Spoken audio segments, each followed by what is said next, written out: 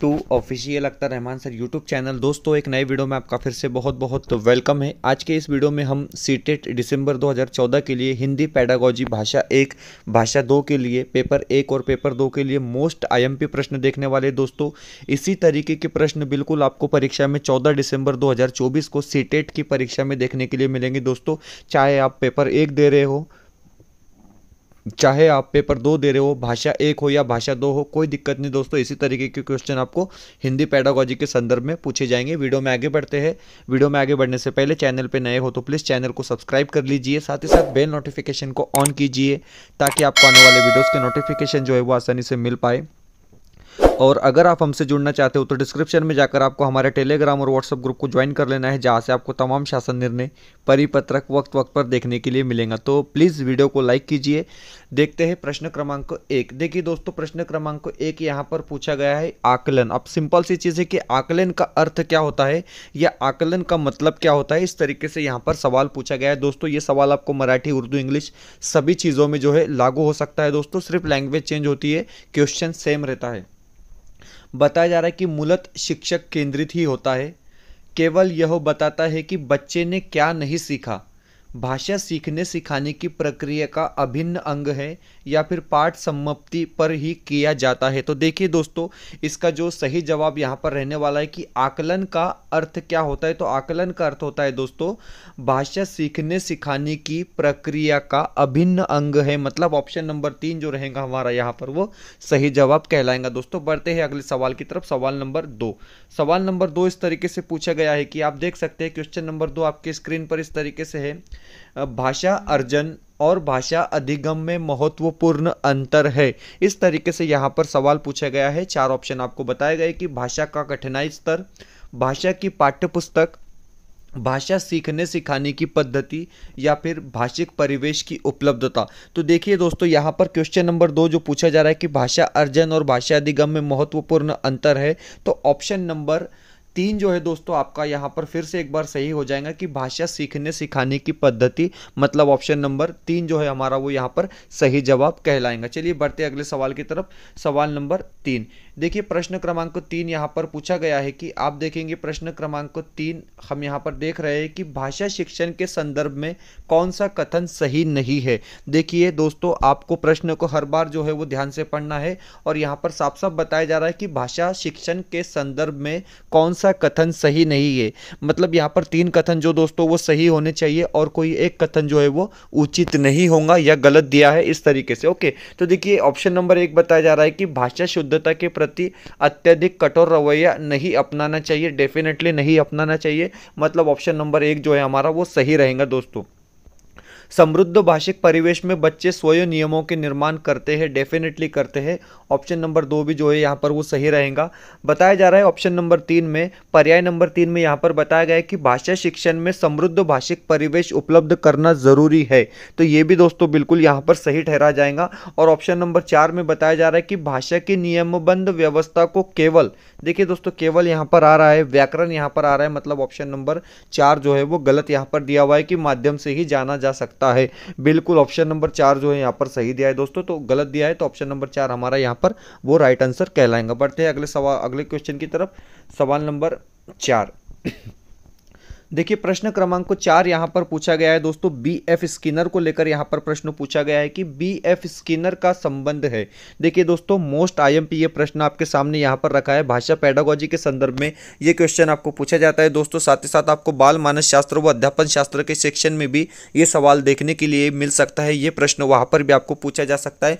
प्रश्न इस तरीके से पूछा गया है कि बी.एफ. स्किनर का संबंध है पुनर्बलन के सिद्धांत से, मातृभाषा शिक्षण के सिद्धांत से, बाल केंद्रित के सिद्धांत से या फिर जीवन समन्वय के सिद्धांत से। तो याद रखेंगे दोस्तों कि बी.एफ. स्किनर का जो संबंध हो जाता है वो हो जाता है पुनर्बलन के सिद्धांत से। मतलब प्रश्न क्रमांक 4 का जो जवाब होगा दोस्तों वो ऑप्शन नंबर 1 इसका सही जवाब यहाँ पर रहने वाला है। बढ़ते हैं हम अगले सवाल की तरफ। Question number 5। देखिए प्रश्न क्रमांक 5 यहाँ पर पूछा गया है कि अध्यापक द्वारा छात्रों की क्षमता के अनुसार पाठ को पढ़ाना डैश डैश है। इस प्रकार का प्रश्न यहाँ पर दोस्तों पूछा गया है। प्रश्न एक बार हम फिर से पढ़ लेंगे कि अध्यापक द्वारा छात्रों की क्षमताओं के अनुसार पाठ को पढ़ाना डैश डैश है। 4 ऑप्शन आपको यहाँ पर दिए गए हैं। वैयक्तिक भिन्नता का सिद्धांत, सहचार्य का सिद्धांत, चयन का सिद्धांत या फिर अनुबंधन का सिद्धांत। तो इस तरीके से 4 ऑप्शन आपको यहाँ पर दिए दोस्तों, और 5वां सवाल आपको यहाँ पर पूछा जा रहा है और इसका जो सही जवाब हो जाएगा, क्योंकि बात हम क्या कर रहे हैं दोस्तों, छात्रों की क्षमता के अनुसार पाठ को पढ़ाने की बात यहाँ पर हो रही है। तो चयन का सिद्धांत तो हमारा जो है वो यहाँ पर सही उत्तर रहने वाला है दोस्तों। ऑप्शन नंबर 4 हमारा यहाँ पर सही उत्तर रहने वाला है। चलिए बढ़ते हैं अगले सवाल की तरफ, अगले क्वेश्चन की तरफ। 15 प्रश्न क्रमांक 6। देखिए दोस्तों, प्रश्न क्रमांक 6 यहाँ पर पूछा गया है कि पढ़ने का अर्थ है। अब देखिए पढ़ने का अर्थ क्या है, इस तरीके से प्रश्न यहाँ पर पूछा गया है। 4 ऑप्शन आपको यहाँ पर दिए गए, 4 विकल्प आपको यहाँ पर दिए गए। बताया जा रहा है कि पढ़कर समझना। ऑप्शन नंबर 2 दे रहा है कि वर्णमाला का ज्ञान या वर्णमाला का ज्ञान, वाक्यों को पढ़ना या फिर शब्द को पढ़ना। इस तरीके से 4 ऑप्शन आपको, 4 पर्याय यहाँ पर दिए गए दोस्तों। प्रश्न पूछा गया था कि पढ़ने का अर्थ क्या होता है। तो देखिए पढ़ने का जो अर्थ होता है वो पढ़कर समझना होता है। पढ़ने का अर्थ क्या होता है, तो पढ़कर समझना होता है दोस्तों। पर्याय क्रमांक 1 जो है हमारा वो यहाँ पर सही जवाब रहने वाला है। बढ़ते हैं अगले सवाल की तरफ, सवाल नंबर 7। देखिए प्रश्न क्रमांक 7 यहाँ पर पूछा गया है कि लिखने की क्षमता का विकास बोलने, सुनने और पढ़ने की क्षमता की संगति में होना चाहिए यह विचार। इस तरीके से प्रश्न यहाँ पर पूछा गया है। 4 ऑप्शन आपको यहाँ पर दिए गए हैं। पूर्णत असत्य है, पूर्णत सत्य है, आंशिक रूप से सत्य है या फिर पूर्णत निराधार है। इस तरीके से 4 ऑप्शन आपको यहाँ पर दिए गए। प्रश्न क्रमांक 7 की बात हम करते हैं। एक बार फिर से आप सवाल को देख लेंगे कि लिखने की क्षमता का विकास बोलने, सुनने और पढ़ने की क्षमता की संगति में होना चाहिए। यह जो कथन है ये पूर्णतः सत्य है। मतलब ऑप्शन नंबर 2 जो रहेगा हमारा यहाँ पर वो सही उत्तर रहने वाला है, ऑप्शन नंबर 2। ओके, बढ़ते हैं अगले क्वेश्चन की तरफ। देखिए प्रश्न क्रमांक 8 यहाँ पर पूछा गया है कि प्रश्न क्रमांक 8 हम यहाँ पर देखेंगे। प्रश्न क्रमांक 8 पूछा जा रहा है कि व्याकरण शिक्षण की कौन सी विधि अपेक्षाकृत प्रभावी है। मोस्ट आईएमपी ये प्रश्न है दोस्तों, ये बार बार आपको सीटेट में पूछा जाने वाला प्रश्न है। प्रश्न इस तरीके से पूछा गया है कि व्याकरण शिक्षण की कौन सी विधि अपेक्षाकृत प्रभावी है। इस तरीके से प्रश्न यहाँ पर पूछा गया है। 4 ऑप्शन दिए गए हैं, आगमन विधि, निगमन विधि, सूत्र विधि या फिर पाठ्य पुस्तक विधि। इस तरीके से 4 पर्याय आपके सामने रखे गए हैं और आपने यहाँ पर जान लेना है दोस्तों कि व्याकरण शिक्षण की वह कौन सी विधि है जो अपेक्षाकृत प्रभावी है। उत्तर हो जाएगा ऑप्शन नंबर 1, आगमन विधि जो है वो अपेक्षाकृत प्रभावी होती है दोस्तों। प्रश्न क्रमांक 8 का जो जवाब हमारा यहाँ पर रहेगा, जो उत्तर रहेगा वो होगा ऑप्शन नंबर 1। बढ़ते हैं हम अगले क्वेश्चन की तरफ, क्वेश्चन नंबर 9। देखिए क्वेश्चन नंबर 9 यहाँ पर पूछा गया। प्रश्न क्रमांक 9 यहाँ पर पूछा जा रहा है कि बच्चे भाषा तब बेहतर तरीके से सीखते हैं जब। इस तरीके से यहाँ पर प्रश्न पूछा गया है दोस्तों। 4 ऑप्शन आपके सामने है, अनेक पाठ्य पुस्तकों हो, भाषा का समृद्ध परिवेश हो, सरल साहित्य का चयन हो या फिर परीक्षाओं का आयोजन हो। इस तरीके से 4 विधान, 4 ऑप्शन आपको दिए गए। और देखिए दोस्तों, जब आप बात करते हैं बच्चे भाषा तब बेहतर तरीके से सीखते हैं जब भाषा का समृद्ध परिवेश हो, मतलब उत्तर जो है हमारा ऑप्शन नंबर 2 जो है हमारा वो सही उत्तर यहाँ पर रहने वाला है दोस्तों। बिल्कुल प्रश्न क्रमांक 9 का जो उत्तर होगा वो होगा ऑप्शन नंबर 2। चलिए बढ़ते हैं अगले क्वेश्चन की तरफ, क्वेश्चन नंबर 10। देखिए प्रश्न क्रमांक 10 इस तरीके से यहाँ पर पूछा जा रहा है कि उच्च प्राथमिक स्तर पर भाषा आकलन की दृष्टि से। अब उच्च प्राथमिक स्तर क्या होता है दोस्तों, तो उच्च प्राथमिक स्तर होता है 6वीं से 8वीं का वर्ग उच्च प्राथमिक स्तर में काउंट किया जाता है। 1ली से 5वीं का वर्ग जो है वो प्राथमिक या फिर जिसको हम कहेंगे प्राइमरी में काउंट किया जाता है। यहाँ पर पूछा जा रहा है कि उच्च प्राथमिक स्तर पर भाषा आकलन की दृष्टि से सर्वाधिक महत्वपूर्ण है। इस तरीके से प्रश्न पूछा गया है। 4 ऑप्शन आपको यहाँ पर दिए गए हैं दोस्तों, अवलोकन, जांच सूची, साक्षात्कार सूची या फिर लिखित सूची। इस तरीके से 4 ऑप्शन आपके सामने यहाँ पर रखे गए। और आपको पता होना चाहिए दोस्तों कि उच्च प्राथमिक स्तर पर भाषा आकलन की दृष्टि से सर्वाधिक महत्वपूर्ण है अवलोकन। मतलब उत्तर नंबर 1, ऑप्शन नंबर 1 जो है हमारा वो सही उत्तर यहाँ पर रहने वाला है। बढ़ते हैं हम अगले क्वेश्चन की तरफ, क्वेश्चन नंबर 11। वीडियो बेहतर लगी है तो प्लीज़ वीडियो को लाइक कर लेंगे दोस्तों। चैनल पर नए हो तो प्लीज़ चैनल को सब्सक्राइब कर लेंगे। डिस्क्रिप्शन में जाकर आपको हमारे टेलीग्राम और व्हाट्सएप ग्रुप को ज्वाइन कर लेना है दोस्तों, जहां से आपको तमाम शासन निर्णय, परिपत्रक, TAT, टीईटी, शिक्षक अभियोग्यता बुद्धिमत्ता चाचनी और सीटेट से जुड़ी हुई एक एक अपडेट जो है वो वक्त वक्त पर देखने के लिए मिलेंगी दोस्तों। साथ ही साथ हमारे चैनल पर हमने मराठी भाषा पेडागोजी, हिंदी भाषा पेडागोजी और एसएसटी पेडागोजी को लेकर एक प्लेलिस्ट तैयार की है। आप हमारे चैनल पर विजिट देकर वो तमाम प्रीवियस ईयर क्वेश्चन जो है देख सकते हो। बढ़ते हैं क्वेश्चन नंबर 11 की तरफ। देखिए, प्रश्न क्रमांक 11 पूछा गया है कि कक्षा 8 के लिए साहित्य का चयन करते समय आप किस तत्व को सर्वाधिक महत्व देंगे या देंगी। देखिए, यहाँ पर मोस्ट आईएमपी क्वेश्चन पूछा जा रहा है दोस्तों कि आप 8वीं कक्षा को पढ़ा रहे हो, आप 8वीं कक्षा के अध्यापक हो और आप जब चयन करते समय साहित्य का चयन कर रहे हो तो आप किस तत्व को सबसे ज़्यादा महत्व देंगे। इस तरीके से सवाल पूछा गया है। रहस्य, रोमांच, पशु पक्षी, परी कथा या राजा रानी। इस तरीके से 4 ऑप्शन आपके सामने यहाँ पर दिए गए दोस्तों, और आपका जो जवाब यहाँ पर होना चाहिए वो होना चाहिए रहस्य रोमांच। हमारा सही आंसर इस जगह पर रहेगा। चलिए बढ़ते हैं अगले क्वेश्चन की तरफ। क्वेश्चन नंबर 12, प्रश्न क्रमांक 12 पूछा जा रहा है दोस्तों। देखिए, मोस्ट आईएमपी ये सवाल रहेगा कि प्राथमिक स्तर पर हिंदी भाषा सीखने के लिए सबसे अधिक ज़रूरी है। मोस्ट आईएमपी ये क्वेश्चन है दोस्तों। इसी तरीके के क्वेश्चन आपको लगातार जो है हिंदी के सेक्शन में, मराठी के सेक्शन में देखने के लिए मिलेंगे कि प्राथमिक स्तर पर हिंदी भाषा सीखने के लिए सबसे अधिक ज़रूरी है। कक्षा में लिखित आकलन, भाषा शिक्षक का भाषा ज्ञान, कक्षा में रंगीन पाठ्यपुस्तकें या कक्षा में प्रिंट समृद्ध परिवेश। तो देखिए दोस्तों, इसका जो उत्तर होगा, इसका जो जवाब यहाँ पर रहने वाला है वो हो जाएगा ऑप्शन नंबर डी, कक्षा में प्रिंट समृद्ध परिवेश हमारा सही उत्तर यहाँ पर रहेगा दोस्तों। प्रश्न क्रमांक 12 का उत्तर होगा ऑप्शन नंबर 4। बढ़ते हैं अगले क्वेश्चन की तरफ। क्वेश्चन नंबर 13, देखिए क्वेश्चन नंबर 13 यहाँ पर पूछा जा रहा है कि एक बालिका अपनी पसंद की कहानी की पुस्तक पढ़ रही है, इस प्रकार के पठन को क्या कहेंगे। मोस्ट आईएमपी ये क्वेश्चन है दोस्तों। एक बालिका है, अपनी पसंद की कहानी की पुस्तक पढ़ रही है और इस प्रकार के पढ़ने को क्या कहा जाता है, कि इस पठन को क्या कहेंगे। 4 ऑप्शन आपके सामने दिए गए दोस्तों। बारीकी से पठन, गहन पठन, सरसरी तौर पर पठन या फिर विस्तृत पठन। तो देखिए दोस्तों, जब कोई बच्चा या कोई बच्ची अपनी पसंद की किताब पढ़ते हैं और उसमें वो पूरी तरीके से मगन हो जाते हैं, पूरी तरीके से इन्वॉल्व बिजी हो जाते हैं, तो उसको हम विस्तृत पठन कहेंगे दोस्तों। ऑप्शन नंबर 4 जो है हमारा वो यहाँ पर सही आंसर रहने वाला है। बढ़ते हैं हम अगले प्रश्न की तरफ। प्रश्न क्रमांक 14, देखिए प्रश्न क्रमांक 14 यहाँ पर पूछा गया है कि नाटक और एकांकी पढ़ने पढ़ाने के दौरान सर्वाधिक महत्वपूर्ण है। देखिए दोस्तों, जब नाटक पढ़ने की बात होती है, जब एकांकी पढ़ने की बात होती है, तो उसमें सबसे ज़्यादा महत्वपूर्ण क्या है। इस तरीके से प्रश्न क्रमांक 14 में पूछा गया है। मौन पठन, संवाद अदायगी, उच्चारणगत शुद्धता या फिर नाटक के शास्त्रीय तत्व। इस तरीके से 4 पर्याय आपके सामने रखे गए हैं दोस्तों। और प्रश्न क्रमांक 14 पूछा गया है, नाटक और एकांकी पढ़ने पढ़ाने के दौरान सर्वाधिक महत्वपूर्ण है संवाद अदायगी। मतलब ऑप्शन नंबर 2 जो है आपका यहाँ पर सही उत्तर रहने वाला है। पढ़ते हैं अगले क्वेश्चन की तरफ। क्वेश्चन नंबर 15, देखिए प्रश्न क्रमांक 15 यहाँ पर पूछा जा रहा है कि प्रश्न क्रमांक 15 आप देख सकते हैं, भाषा विकास के दौरान बच्चे का भाषा सीखने का सही क्रम क्या है। ये क्वेश्चन हर साल 11 से लेकर 24 तक आप देखेंगे तो कहीं ना कहीं आपको पेपर 1 या पेपर 2 में दोस्तों देखने के लिए मिलेगा। बार बार ये क्वेश्चन पूछा जाता है। 4 ऑप्शन आपके सामने रखे गए दोस्तों।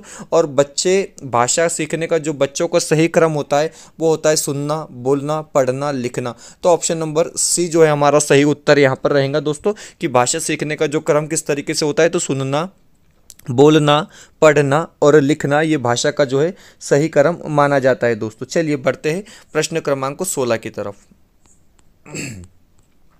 देखिए प्रश्न क्रमांक 16 यहाँ पर पूछा गया है कि आप देख सकते हैं क्वेश्चन आपके सामने है दोस्तों। और यहाँ पर पूछा जा रहा है कि भाषा की कक्षा में मौखिक अभिव्यक्ति का विकास अक्सर चुनौतियापूर्ण होता है क्योंकि।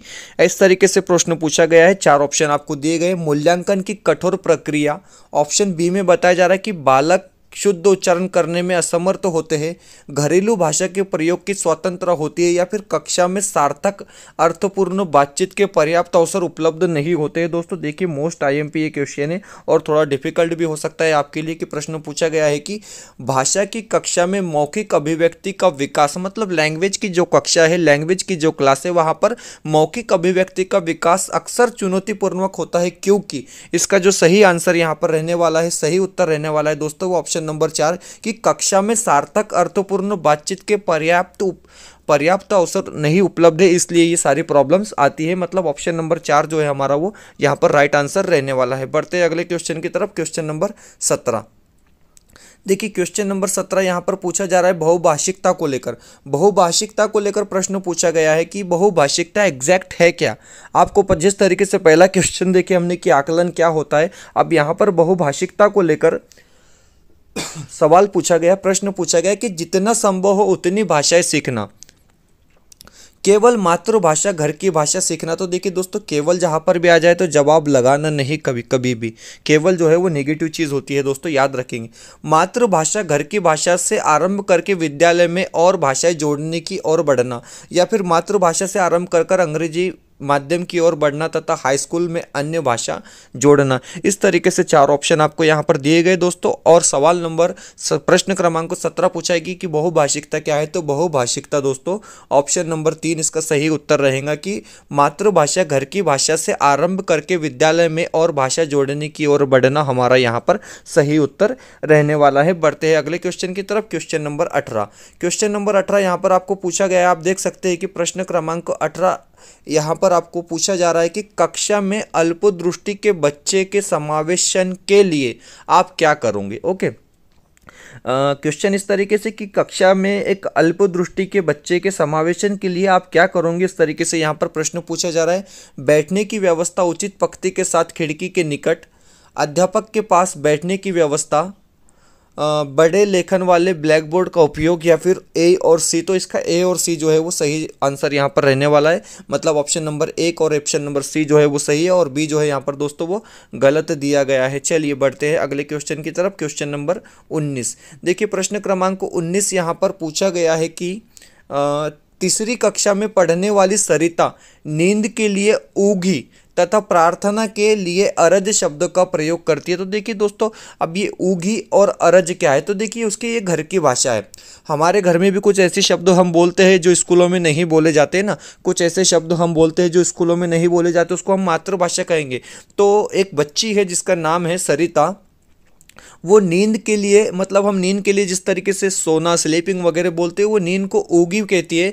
और प्रार्थना, मतलब जो प्रार्थना प्रेयर जो ली जाती है स्कूल में, उसके लिए अरज शब्द का इस्तेमाल करती है। एक भाषा शिक्षक के रूप में ये चीज़ें, एक भाषा शिक्षक के रूप में आप किस तरीके से देखते हैं, ये यहाँ पर पूछा जा रहा है।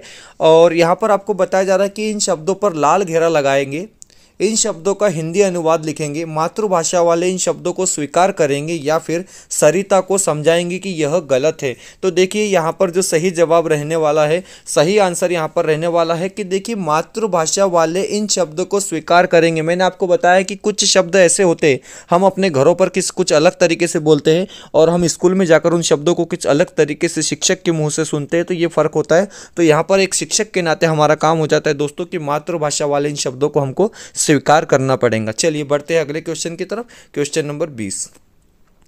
देखिए क्वेश्चन नंबर 20 यहाँ पर पूछा जा रहा है कि मोस्ट आईएमपी ये प्रश्न रहने वाला है दोस्तों। सिलेक्टेड टॉप 20 क्वेश्चन हम आपके लिए लेकर आए थे। जिस तरीके से एक ट्रेंड चल रहा है हिंदी भाषा पेडागोजी, मराठी भाषा पेडागोजी में, कुछ इसी तरीके के क्वेश्चन हम आपके पास यहाँ पर लेकर आए थे। सवाल है कि उच्चारण संबंधी त्रुटि होने का कारण। उच्चारण यानी जब बच्चा बोलता है, जब उच्चारण करता है, तो उसमें त्रुटि किन कारणों की वजह से आती है, उसमें कमतरता किन कारणों की वजह से आती है, यहाँ पर पूछा जा रहा है दोस्तों। वर्णों के उच्चारण का सही ज्ञान, शुद्ध उच्चारण के अभ्यास के प्रति उदासीनता, शुद्ध उच्चारण का प्रयत्नशील अभ्यास, या फिर भाषा विकास सॉरी। तो देखिए दोस्तों 4 ऑप्शन तो आपको यहाँ पर रखे गए, लेकिन जब शुद्ध उच्चारण संबंधी त्रुटि होने का जो कारण हो जाता है दोस्तों, वो ऑप्शन नंबर 2 हो जाएगा कि शुद्ध उच्चारण के अभ्यास के प्रति उदासीनता। मतलब ऑप्शन नंबर 2 जो है हमारा वो ये सही उत्तर यहाँ पर रहने वाला है दोस्तों। तो इस तरीके से हमने top 20 selected question Hindi language pedagogy भाषा 1, भाषा 2, पेपर 1 और पेपर 2 को लेकर देखे दोस्तों। बिल्कुल ट्रेंडिंग में जिस तरीके से क्वेश्चन चल रहे हैं उसी तरीके के प्रश्न हमने आपके सामने लाए दोस्तों। वीडियो बेहतर लगी है तो प्लीज़ वीडियो को लाइक कर देंगे, चैनल पर नए हो तो प्लीज़ चैनल को सब्सक्राइब कर लेंगे दोस्तों। डिस्क्रिप्शन में जाकर आपको हमारे टेलीग्राम और व्हाट्सएप ग्रुप को ज्वाइन कर लेना है, जहां से आपको तमाम शासन निर्णय, परिपत्रक, टीईटी, शिक्षक अभियोग्यता, बुद्धिमत्ता चाचनी और सीटेट से जुड़ी एक एक अपडेट वक्त वक्त पर देखने के लिए मिलेंगी। साथ ही साथ हमने प्लेलिस्ट तैयार किए हिंदी भाषा पेडागोजी, मराठी भाषा पेडागोजी और साथ ही साथ एसएसटी, इतिहास, भूगोल, राज्यशास्त्र पेडागोजी की वो तमाम वीडियोस जो है आप हमारे चैनल पर विजिट करके दोस्तों देख सकते हैं। मिलते हैं नए वीडियो में किसी बेहतर अपडेट के साथ।